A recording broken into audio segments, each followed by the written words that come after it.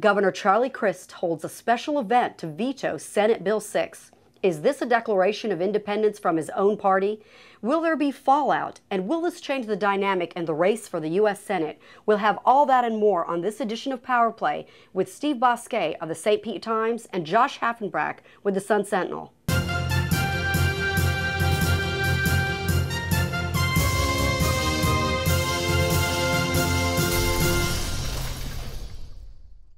So, Steve, what do you think? I mean, this has been, sort of an amazing turn of events in the legislature. It has. Charlie Crist was expected to veto this bill. There was never any real consideration for signing it. Legislators are very upset with him because he didn't offer any positive alternatives. He just said, I don't like this bill. And he vetoes it, and he uses terms like jamming it down people's throats. There's going to be a lot of repercussions here. You've already seen legislators pulling their endorsements of Charlie Crist as a U.S. Senate candidate. There's going to be more of that coming. Josh, I mean, are you surprised? I mean, the latest is former Senator Connie Mack. I mean, that was, that's quite a blow. That's his campaign chair and, of course, his political mentor. And so that's a major blow for him. And I think it's just another sign that really he doesn't have much of a support base in the Republican Party anymore. I mean, were you surprised? You've been covering this story. Were you surprised that he vetoed this measure? I mean, at some point in time, it looked like he was very supportive, and was moving in that direction. No, wasn't surprised. He was initially supportive of the bill. He says he never gave anybody his word that he would sign it, and there's no evidence that he did give his word. But he played the game that Charlie Crist plays, which is basically to always keep the door open, keep his options open. But I've found in covering Charlie Crist for a number of years that once he moves from point A to point B, once he moves off a position on an issue, as he did here, he doesn't go back. He doesn't go back. He's fading away, and he's finding a realm that he's more comfortable with.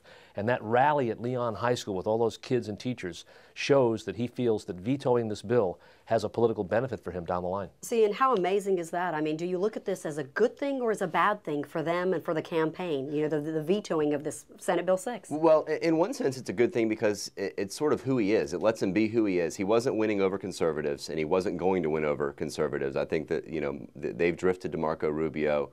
And so this, he's run his governorship as a moderate populist kind of governor, and this sort of gets him back to that roots instead of trying to be a conservative, which he struggles to do. I mean, is this a sign that he's sort of breaking away from the Republican Party? Absolutely. I mean, one argument you could use is why should Charlie Crist run as an independent? Because he's not a Republican. Well, that's one possibility. And a lot of people, Charlie Crist partisans, will hear this and react in horror. But other than being anti-taxes and being very strong on the Second Amendment, guns and taxes, beyond that, it's hard to find really strong Republican orthodoxy in Charlie Crist. But Governor Crist has sort of put those rumors to rest and said, absolutely not. Well, his campaign manager put out a statement saying absolutely not. The governor himself has been more circumspect and has sort of ducked questions about it. And if you'll remember last session, he was sort of playing a similar dance on whether or not he'd run for U.S. Senate at all. And he was sort of put it off, said, I'm focused on the session, which is exactly what he's saying now. And then a week after session last year, he got in the race. So you could see a similar pattern. When he vetoed the bill, he said politics had nothing to do with it. A statement that nobody in the Capitol is going to accept at face value. Nobody. The two are intertwined tremendously. I went to the villages last weekend and saw those people at the villages and in Tavares coming up to Charlie Crist. It was really something to see. There is the opposition to this bill may be rooted in some misinformation, but it goes way beyond a teachers union. So do you think that even though he vetoed Senate Bill 6, that he still has his base out there, that the people that love him and adore him as he travels around the state? Well, this actually might give him, one thing he lacked compared to Rubio was enthusiastic supporters. And this might give him some of that. There's a lot of teachers, in Broward County, they were holding signs on the streets and honking for Charlie Crist for vetoing this bill. Teachers across the state, I'm sure last night at their dinner tables were talking about Charlie Crist's veto. So this might give him some more of an enthusiastic base, and in addition, it plays to his strength, which is sort of the broad middle, independents and moderates in each party. Well, moving along, the Quinnipiac poll also came out talking about Marco Rubio being 23 points ahead of Governor Crist in the race for the U.S. Senate, but if he runs as an independent, there's a possibility that would sort of even things out. Thoughts? Sure. Well, Rubio owns the Republican nomination right now, lock, stock, and barrel, and he outraised Charlie Crist 3-1 in this last quarter.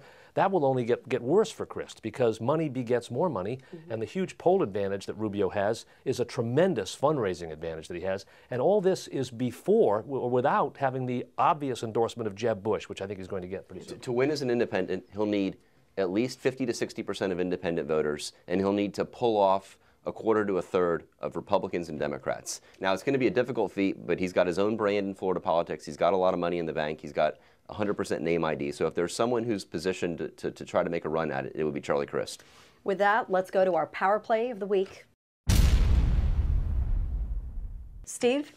It's Charlie Crist, obviously, for vetoing Senate Bill 6 and for galvanizing this opposition to the bill. And we're going to see how he can channel that into creating out of whole cloth a base for a U.S. Senate independent candidacy. Josh? I'm going to go with the teachers in Florida as well as the teachers union. That they really had a groundswell of opposition to this bill. And like Steve said, maybe some of it was based on misinformation, but it went well beyond the FEA. And really, teachers were very concerned about this bill. And they showed that while it might not happen often in this process, if you do have a critical mass of opposition, you can't affect the outcome of legislation. Thank you, Steve. Thank you, Josh, for being here with us. And thank you, our viewers, for watching another edition of Power Play. For all the latest on your political news, please visit SafetyReview.com.